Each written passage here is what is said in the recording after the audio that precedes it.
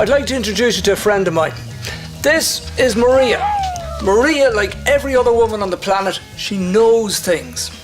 Let me demonstrate. Are you? You still looking for a G-Wagon? Yes, I am. Yeah, well, I know someone who has 4 G-Wagons. Yeah, do you have a passport? No. You don't need one anyway, because your man lives 4 miles away from you. What? I have to go now, bye! No, you don't. Bye. No, stay, come back. Tell me where the G-Wagon is. Bye. Oh, I hate you, Suzanne. Numbers in the book and I'll give you everything I own.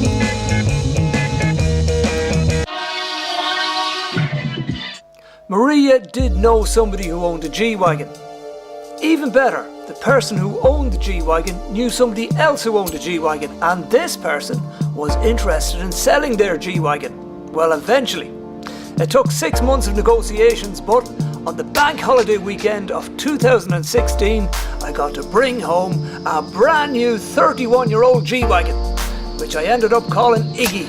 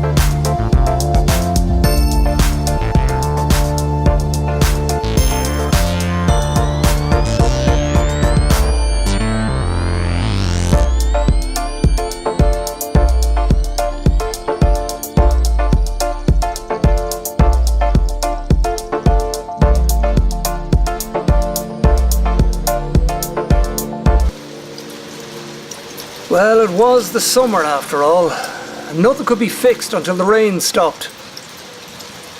There was the stereo that never played, so I managed to get that fixed and found there was a CD stuck in the player. The album was from the movie Trainspotting, and the very first song I heard in my W460 G-Wagon was Iggy Pop and Rust for Life. Anyway, that's how Iggy got his name.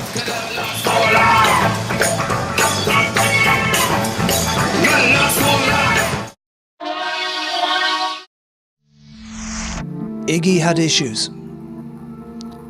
In the business, he'd be known as a 20-foot truck. Now, a 20-foot truck is a truck that if you're standing 20 feet away from, then it looks absolutely stunning. The problem, however, is when you get up close and personal.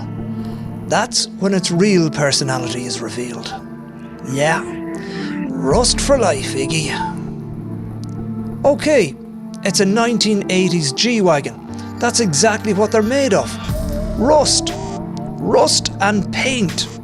But this rust was like a bad politician. It just went on and on.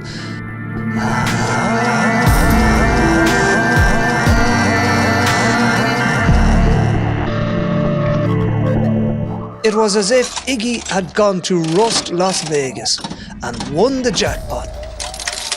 Yeah, congratulations, Iggy. Brilliant. Now, there was one place there was no rust whatsoever. That was the speedometer. It had a problem, though. Yeah, cobwebs.